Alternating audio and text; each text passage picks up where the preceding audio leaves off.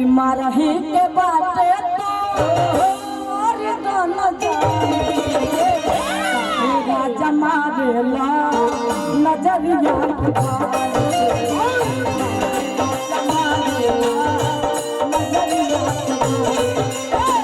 मारही के बाटे मारना जान से मारही के बाटे मारना जान से। और उधर से चंदन जी आएंगे इधर से हम एकरे में एगो हम बात कहला का बोलन बबुआ गावला तब कहला कि काहे खाती मर जाई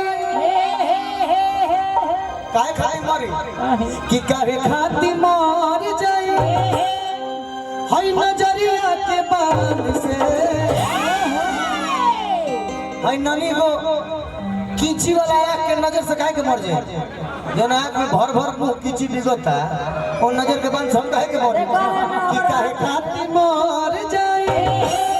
हई नजरिया के बात से बाबू माई पुसले रे बाड़े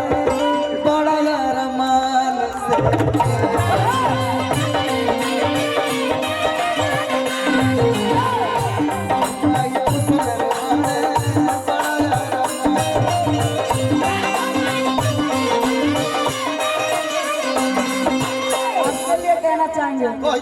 इंतजार यार पिपरा के छाव में इंतजार यार पिपरा के छाव में कि मिल खातिर जइहा मिल खातिर जइहा आरा बाजार में मिल खातिर जइहा आरा बाजार में मिल खातिर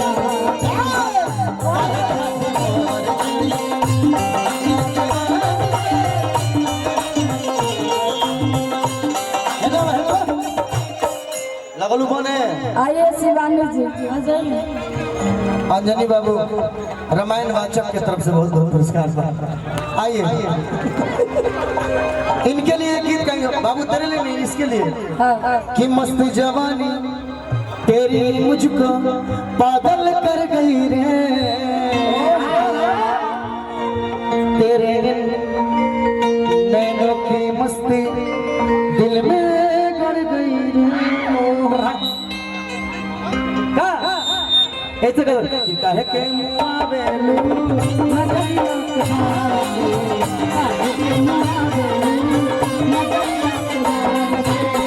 मारही के बाते मार गाना जान से मारही के बाते काहे राजा मारेला नजरिया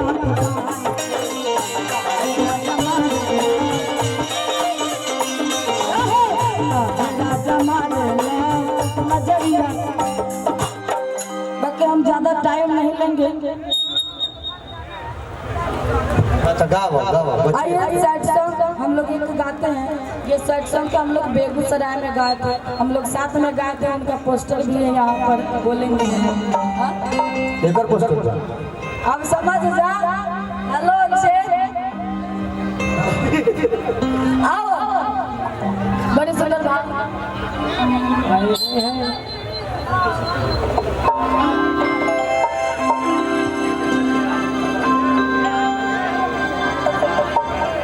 आइए बड़ी सुंदर लाइन आप सब लोग के बीच में ये गाना गाएंगे फिर आप सब लोग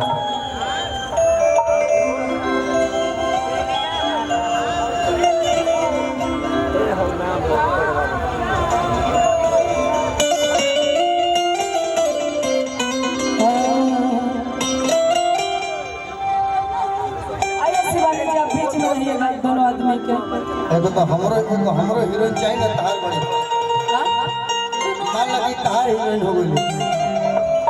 हमरो एगो आवे है ना जी है ना लगल पसर है केहू एगो आ जाए सब कोई उपस्थित कि दिल ना लगई हां से चल घर जल्दी हो गई रोजगार लेवे हमरा ई हम लागत नहीं भील लेखा बुझाता कि आदिवासी हो गए ए बबुआ ए सखी रे भोरा रे चैतवा सैया के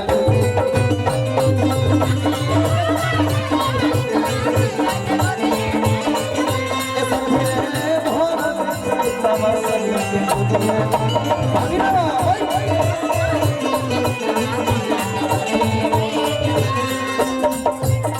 मुरारी भेपर देखो क्या हो रहा है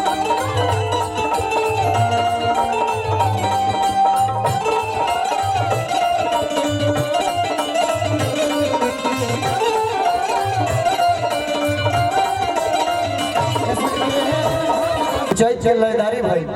लेकिन अब चैत हो ओके तल लगाओ 5 से लगाओ